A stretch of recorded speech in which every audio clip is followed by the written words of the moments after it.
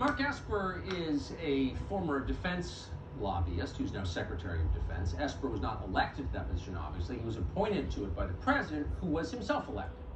That's the chain of command in a democracy, always. Voters choose their representatives. Those representatives choose their staff. But all power flows from the public, who vote in elections, from you, me, and the rest of us. When cabinet officials ignore the instructions of elected leaders, they are ignoring voters and attacking democracy. In the case of the military, it's especially dangerous. Our armed services are controlled by the president, who was elected. In many countries, that's not the case. When politicians in those places do something the military doesn't like, the generals stage a coup or they threaten one. Places like that invariably are violent and chronically unstable. We're not at all like that here, and we don't want to be. We can give our nuclear weapons to the military on the promise that we're essentially in charge of when they use them, because we elect presidents who make that call. You probably knew all that. It's basic civics, or it was until Donald Trump got elected. Recently, the president suggested that he might invoke the Insurrection Act that would allow him to use American troops to quell the riots in our cities. Now, that's his call. You can agree with it or not, but he's the president. It's up to him. It is not up to Mark Esper. If Mark Esper doesn't like it, he can resign and he can vote against Donald Trump in the fall. He may do that anyway. But that's his option. What Esper can't do, what we cannot let him do if we care about democracy, is to subvert the order of the president he works for, no matter who the president is. And yet yesterday, Mark Esper appeared to do exactly that.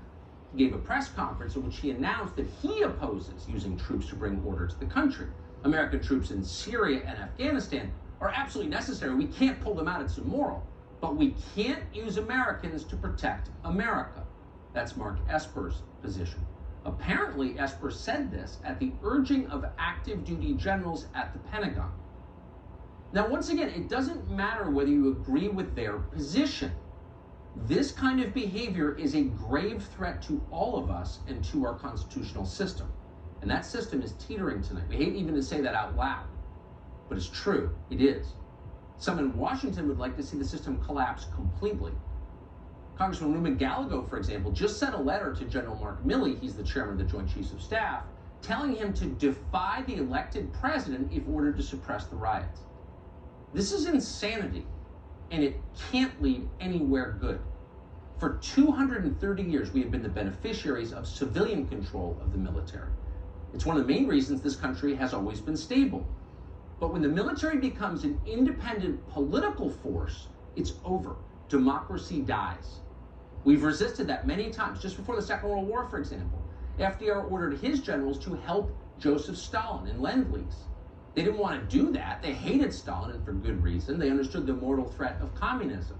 But they were told to do it, and they did it, because that's our system. It's democracy.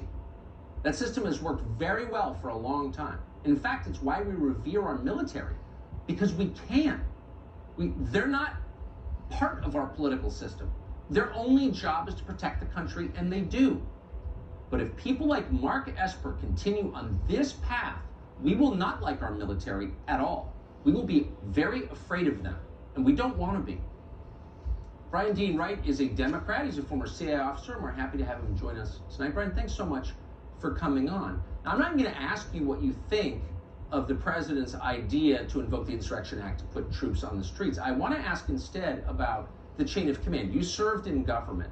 Can bureaucrats decide unilaterally to make policy?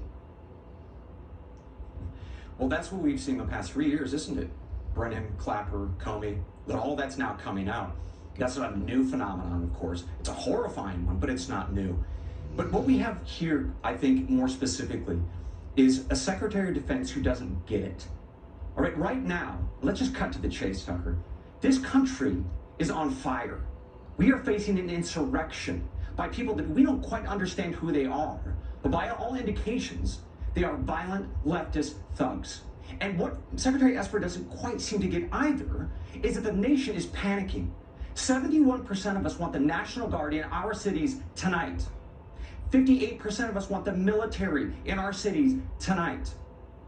All right, the people are panicking. The country is on fire. Now, who's attacking us? Mr. Esper should know this. Right. It's Antifa, Department of Justice, NYPD. Others are saying this very clearly. These are people, by the way, that we faced back in the 1960s and 70s and early 80s. These were people who were far leftist, Marx, Lenin, folks who embraced that ideology. They allied with Black Panther movements, and it took many years to finally put it down. Very dangerous. And now this same group, who is allied, by the way, with the Democratic Socialists, we're talking to Bernie Bros and Ms. Ocasio-Cortez, they're back. They're back with firebombs. They're back with bricks in our suburbs and our downtowns. That's something that Mr. Esper clearly doesn't understand. And then finally, we have a media that is feeding this flame, this horrific fire, this seditiousness. You have brought this up many times, including tonight. Let me read a headline from Slate magazine just yesterday that said the following: peaceful protests are an important tool, but so is violence. So now we have a media filling the airways full of this crap.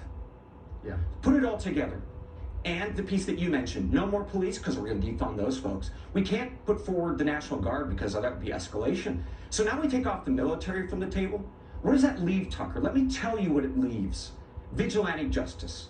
That's exactly. It's you and me and everybody watching this program arming ourselves. Is that how we run a republic? No, sir, it is not.